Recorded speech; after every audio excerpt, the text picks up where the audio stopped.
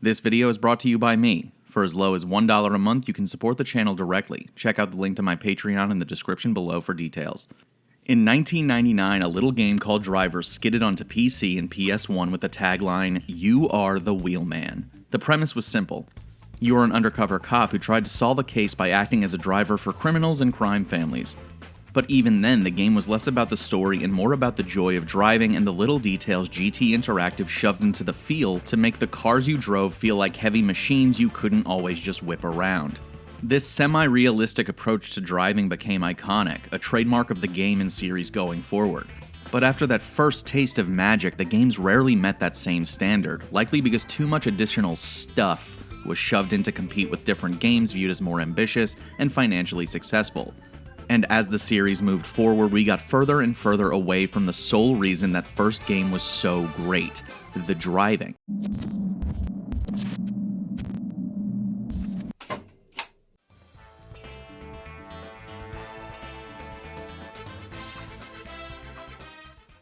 Driver Parallel Lines is the pinnacle of, if you aren't going to do something right, don't bother doing it at all. This game takes a lot of swings but never really commits to any of them.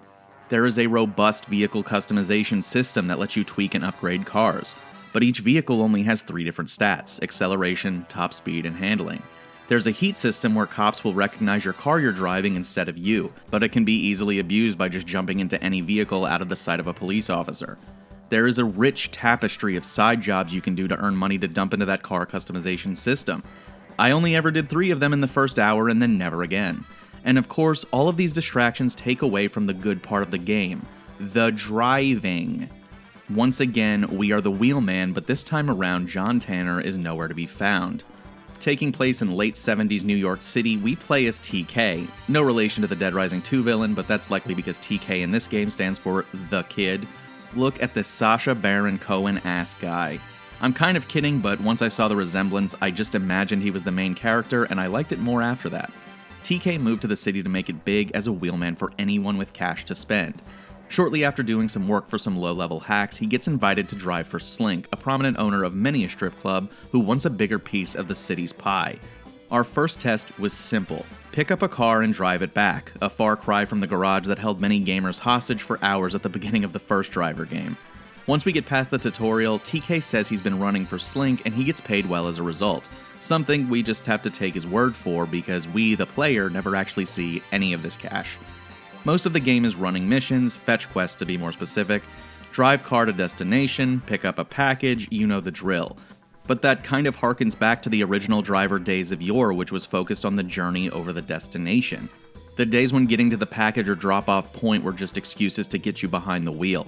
So I'm happy to report that the driving feels pretty good, honestly. Not as good as the OG game, but still more than respectable. Fun, even. I had to use the right stick to accelerate because I hate how hard the game makes me crush the X button to accelerate, but yeah, it was fine once I got used to it. Remember how I said this game took swings that it didn't commit on? One of those was a really cool handling of missions and fail states. In most games, when you miss an objective, immediate fail, retry, do it again. Occasionally, Driver Parallel Lines lets you make mistakes and the missions adapt around it, and I thought that was absolutely amazing, because there is one mission where you're trying to kidnap a drug lord on his way to a meeting, and you have to be sure to intercept him before he gets there by ensuring a bunch of traps go off, isolating the car the drug lord is in so you can wreck it and kidnap him. You can fail each of these traps miserably and the game will yell at you, but it'll let you keep going while also making you pay with added challenge because the cars you're supposed to take out with the traps are still accompanying the vehicle you need to wreck. It was an excellent idea and I wish it was carried into more of the missions, but it wasn't.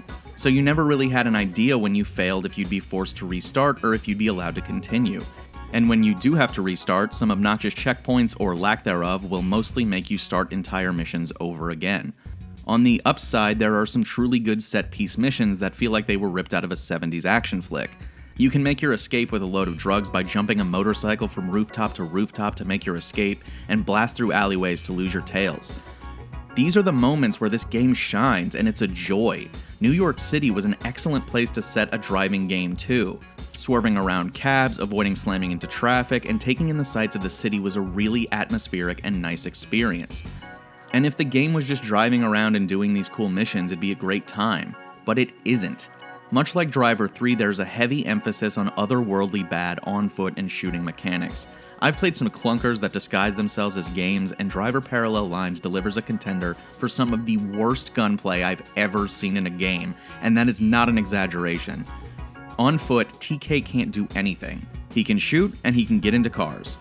No running button or jumping button here, your biggest threat is a knee-high fence. The game also flubs how consistent it is to get into vehicles. It takes multiple attempts in some cases to get into cars, which is unforgivable since you don't really have any other means of escape. It's either drive away or shoot your way out, and shooting is never the answer if you have a choice. There are two forms of aiming, lock-on and free aim. Despite the fact that free aim is supposed to be activated by pressing R2, the game much of the time will battle itself as it tries to decide if you're trying to lock on or aim manually.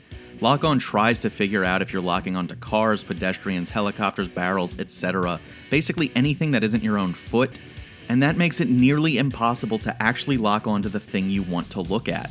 There's no cover system either, so you'll literally be getting riddled with bullets while the game struggles to aim for you, and you have no choice but to stand out in the open.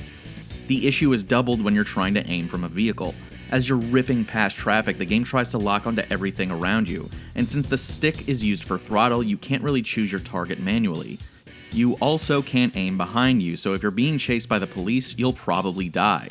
This insistence on forcing gunplay into a game about driving cars ruins the entire experience, and the weight of how bad the combat is bitters me on the game as a whole, which sucks! There are some genuinely fun, exciting moments, and they are spoiled by unforgivable gameplay and occasionally cliché, overused mission structure. Now stop me if you heard this before. You have to find a package, but the problem is, it's hidden in one of 4 cars going 4 different directions, and no matter which one you go to, it's always in the last car. Or how about a truck or a helicopter is dropping items and you have to follow it and pick them up? And don't get me started on the jobs gone wrong where you're ambushed every single time you try to do anything and you have to shoot your pursuants while driving in traffic. Driver Parallel Lines gets in its own way at almost every turn.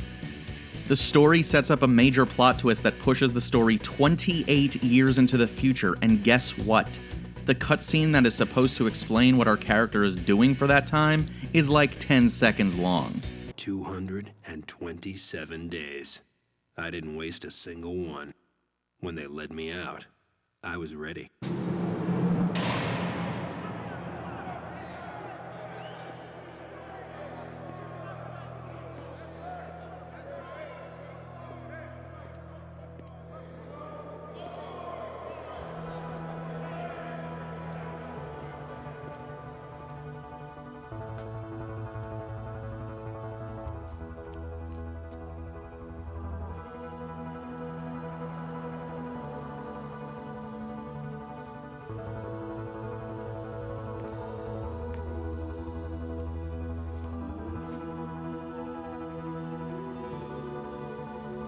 Nice of you to drop by, Ray.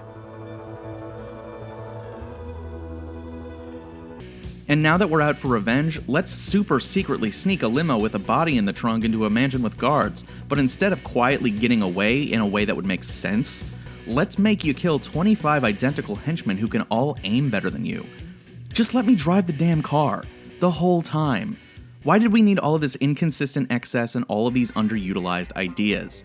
In a better timeline, Driver Parallel Lines is the best game in the Driver series. It's chock full of new ideas and mechanics that could have been staples of the series going forward. But thanks to a lack of polish and the insistence on gunplay, this relatively short game manages to overstay its welcome. Thank you so much for watching my video, I really appreciate it. If you liked it, consider leaving it a like. If you played Driver Parallel Lines, let me know what you thought of it. Did you like it, or did you have similar issues like I had? If you want to see more videos by me, be sure to hit the subscribe button and hit the bell to make sure you're notified whenever I upload. If you'd like to support the channel directly, check out my Patreon in the description below, and you can pledge a tier as low as $1 a month that'll help me keep this channel going. I'd like to take a moment and thank my supporters from the higher tiers, Andrew Lang, Sebastian Pereira, and 8-Bit Jesus. Thanks again.